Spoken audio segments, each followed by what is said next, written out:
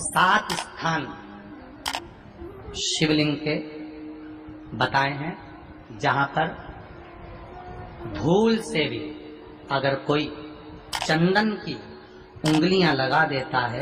7 स्थान ऐसे हैं जहां चंदन की मात्र उंगलियां लगा देने से ही शिव पितृलोक के पितरों को मुक्ति प्रदान करके वैकुंठ लोक का निवास दे देते हैं। 7 स्थान।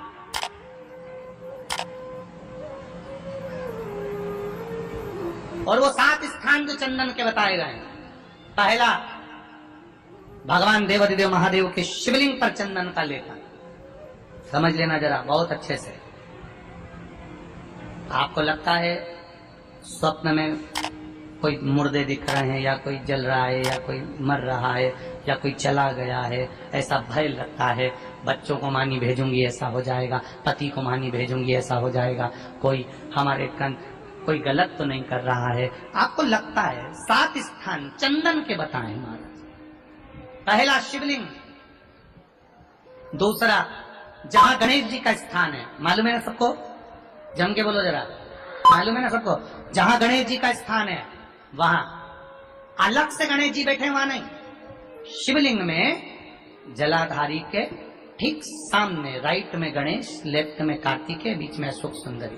तो पहला चंदन बाबा के शिवलिंग पर, दूसरा गणेश जी पर चंदन की उंगली, तीसरा षडानंद कार्तिकेय पर चंदन की उंगली, चौथा अशोक सुंदरी पर चंदन की उंगली, पांचवा जलाधारी पर चंदन की उंगली, छठा जो शिवलिंग का जल बह रहा है इसके ठीक विपरीत की ओर चंदन की उंगली, और 7वां चंदन नंदी के मस्तक के ऊपर जो 2 सींग लगे रहते हैं उस पर चंदन की उंगली। ये कब लगाई जाती है? या तो अमावस्या के दिन। आपको लगता है कि हमारे पूर्वजों का उद्धार नहीं हुआ, हमारे पूर्वजों का कल्याण नहीं हुआ, कहीं अधोगति में कोई चला गया है, उसका बस एक बार, रोज नहीं जरूरत है, प्रतिदिन जरूरत ही नहीं, महीने में एक बार अगर अमावस्या के दिन भी आपने चंदन के थोड़ा सा चंदन अगर मेरे देवाधिदेव महादेव को 7 स्थान पर समर्पित किया है। अशोक यहाँ पर वर्णन कर रही है, मैना, धन्य और कला की कथा कर रही है। तीनों ने सनकादि ऋषियों से मांगा। चंदन भगवान को अति प्रिय होता है, और चंदन ही एक ऐसा होता है जो पितरों को भी प्रिय होता है, जिसका स्पर्श मात्र लगने से पूर्वजों का कल्याण हो जाता है। वो चंदन अमावस्या के दिन जो नदी, तालाब, बावड़ी, कुआं, किसी भी एक जगह पर अपने पूर्वजों का नाम लेकर शाम के समय पर दिया लगाएगा, ये मेरा विश्वास रहता है, उसके लिए कुबेर भंडारी भंडार जरूर पड़ेगा।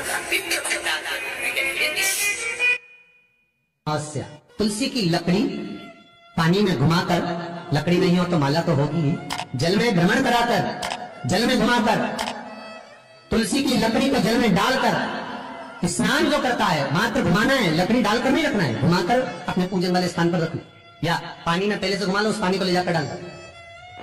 अमावस्या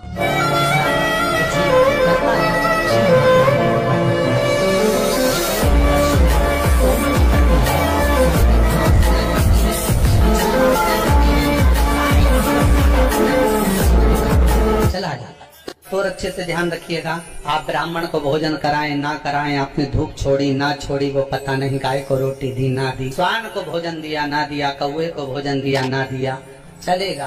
पर अमावस्या के दिन, उस दिन प्रदोष काल में, प्रदोष के समय पर, शाम के समय पर जाकर किसी भी नदी, तालाब, बावड़ी, कुआं, कहीं ना कहीं जो आपके पास में हो, वहाँ पर एक घी का दिया, पत्ती का मुंह दक्षिण की ओर कर अवश्य जला कर जाना, सारे पितृ दोष समाप्त हो जाएगा। निवेदन है, माताओं से निवेदन है, मान लो आपको कोई ब्राह्मण देवता ने कहा कि आपके यहाँ पितृ दोष है, तो आपको घबराना नहीं है कि महाराज जी मुझे क्या करना पड़ेगा। पितृ दोष है, एक चावल का दाना घर में से लीजिए, हथेली पर रखिए, पानी का जो मटका होता है, हंडा होता है, पानी का जो मटका है, हंडा है, जहाँ पर रसोई घर में तुम पानी रखते हो, उस हंडे के पास में, मटके के पास में उस चावल के दाने को लेकर जाइए, अपने पितरों का स्मरण कर स्वधा स्वधा स्वधा स्वधा स्वधा 5 बार बोलकर शंकर भगवान के शिवलिंग पर,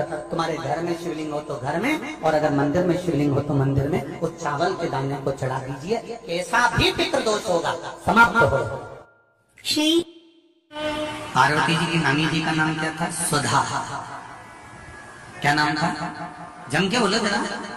स्वधा। और ये कोई साधारण सी नानी नहीं है पार्वती जी की, और ना ये नाम कोई साधारण सा।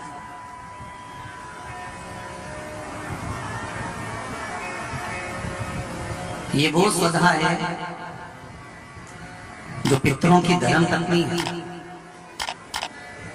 और पितरों की धर्म पत्नी है अगर घर में, और तुम्हें लग रहा है कि मैं 1 रुपए कमा रहा हूं, 100 रुपए खर्चा हो रहा है, या फिर घर में क्लेश बना हुआ है, या घर में बीमारियां बढ़ी हुई है, तो एक काम करना प्रारंभ कर दो। शिव जी के मंदिर में एकादशी के दिन जब आप जल शंकर को चढ़ाने तो रोज ही जाते हैं, जब एकादशी का दिन रहे और शंकर जी के मंदिर में आप जल समर्पित करें तो 3 बार मुख से स्वधा स्वधा स्वधा या स्वधा स्तोत्र का पाठ, जिसमें 12 श्लोक ब्रह्म वैवर्त पुराण के अंतर्गत प्रकृति खंड में ब्रह्मा जी द्वारा स्वधा स्तोत्र के पाठ का महत्व होता है। कोई कहे कि सीवर वाले महाराज ने ये स्वधा स्वधा स्वधा मंत्र कहां से दिया, तो आप उसको बता देना। ब्रह्म वैवर्त पुराण के प्रकृति खंड में से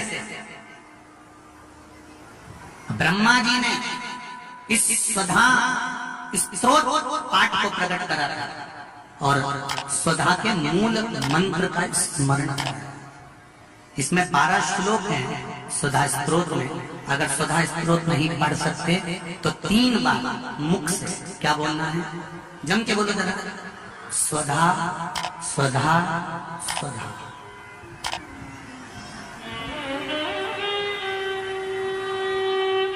पीछे झा है, हा नहीं तो तुम स्वाहा स्वाहा स्वाहा कर। पीछे क्या है? धा, धनुष वाला।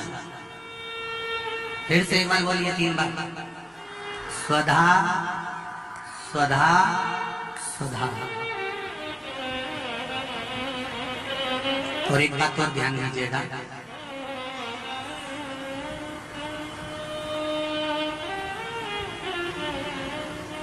यदि कोई बुद्धि से विकलांग विवेक काम नहीं कर रहा,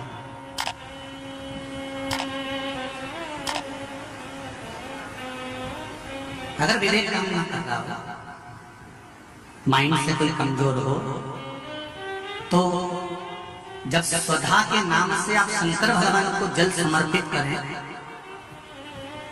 स्वधा स्वधा कहकर उस जल को समर्पित करें, तो पितरों का स्मरण कर वही स्वधा को समर्पित किया गया जल, जिसको विवेक की तकलीफ होती है, बुद्धि की तकलीफ होती है, अपने पितरों का, अपने पूर्वजों का स्मरण कर उस जल को उस विवेकहीन व्यक्ति के दोनों भुकुटियों के पास में लगा देना चाहिए। थोड़ा सा एकादशी के दिन अगर जल चढ़ाने जाओ तो 3 बार मुख से बोलिएगा। फिर से बोलो एक बार।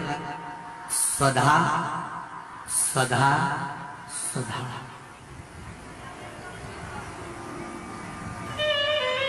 क्या पितृदोष हो, ज्यादा तकलीफ चल रही हो, बहुत ज्यादा कष्ट में हो, तो शिव मंदिर में बैठकर या घर के मटका परिंदा या पूजन वाली जगह पर बैठकर 12 श्लोक का स्वधा स्तोत्र का पाठ भी कर सकते।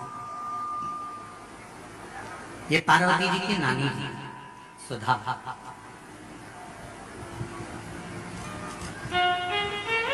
जो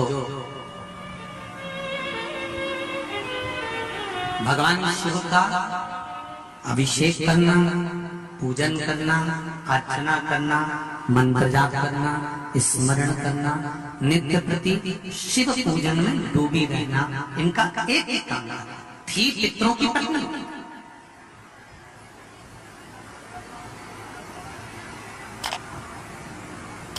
है, पितरों की, पर भक्ति में इनका बल बड़ा प्रबल था। जब मैनावती के गर्भ से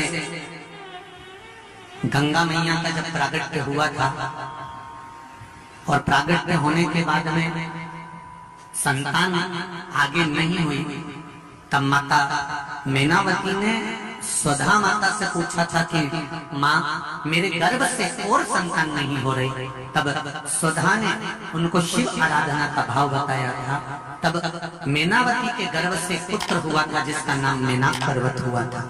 मैनाक पर्वत के होने के बाद फिर मैनावती के गर्भ से एक बेटी का जन्म हुआ था जिसका नाम माता पार्वती थी।